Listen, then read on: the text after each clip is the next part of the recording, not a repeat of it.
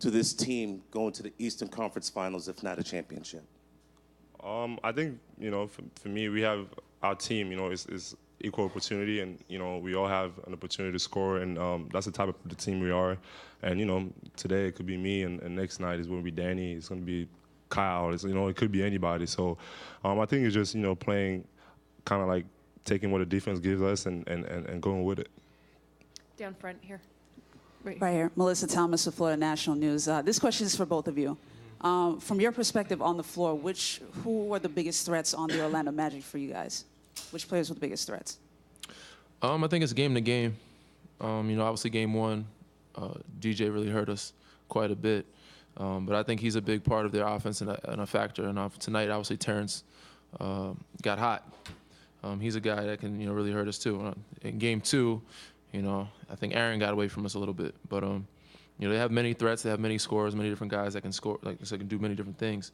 It looks like, Vucevic came in tonight and played very well, him and T. Ross.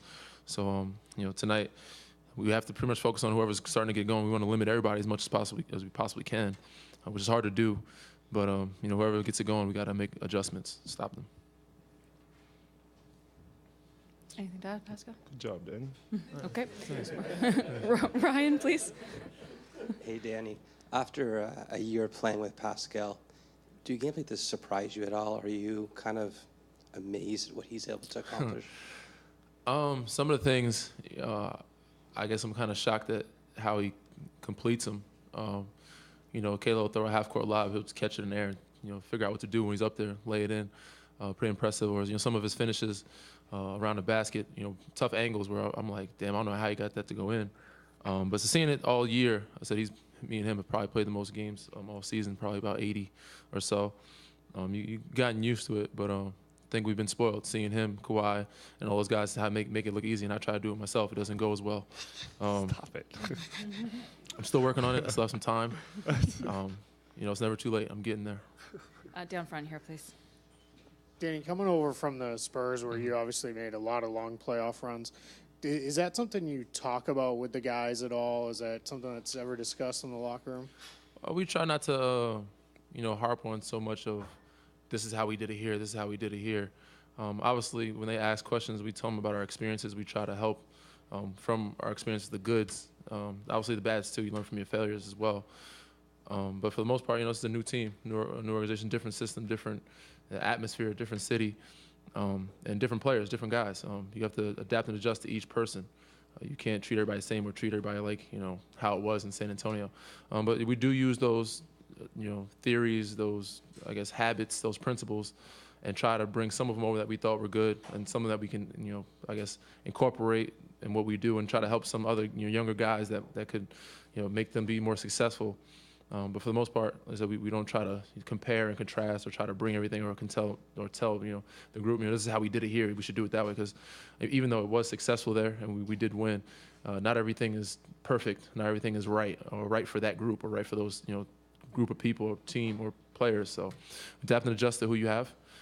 So take what the good and the bad, the principles, and try to incorporate them as best you can.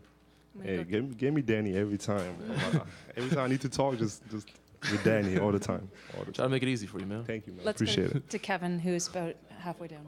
Your request, and actually, Pascal, this is a question for you. How have you improved as a basketball player most prominently this season?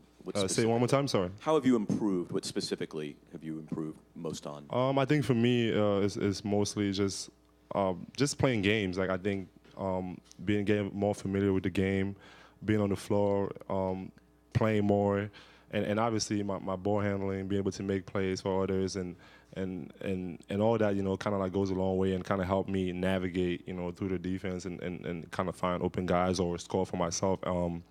But I think it's mostly just getting comfortable, like getting more comfortable with the game and understanding, the pace of the game and kind of like not rushing like I used to do, kind of like slowing down a little bit, watching guys like Kawhi, their pace and different things, just trying to get better every night. Knowing that you've only been playing organized basketball for 7 years, are there times where it still seems new?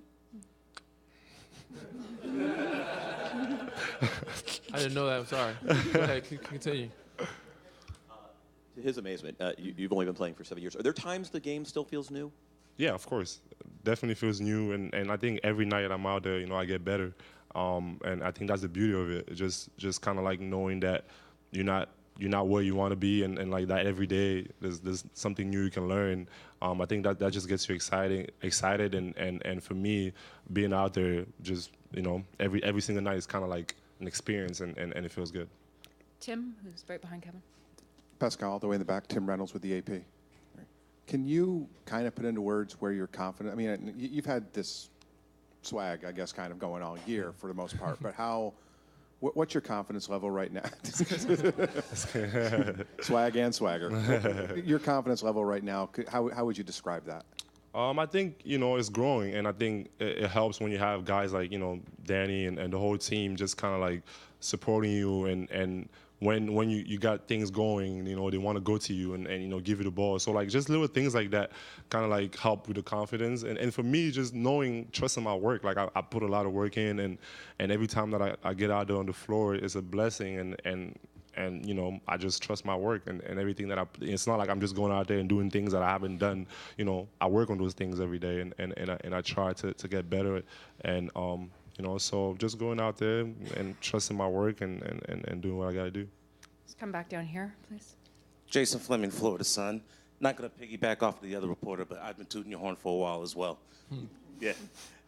When you have Serge Ibaka, Kawhi Leonard, and Marc Gasol shutting down the paint and doing a lot of defensive performance, does it make it easier to score on offense? Yeah. You forgot Pascal and Danny Green in that sentence. Pascal does a great job of shutting down the paint too. I've had my fair share of doing okay. Thank you, man. Just gonna. But yeah, throughout the season, most of our offense was led by our defense. We created a lot of baskets because of how good or active we were defensively, out and running. When you get turnovers, it allows you to have a faster pace on that end of the floor offensively.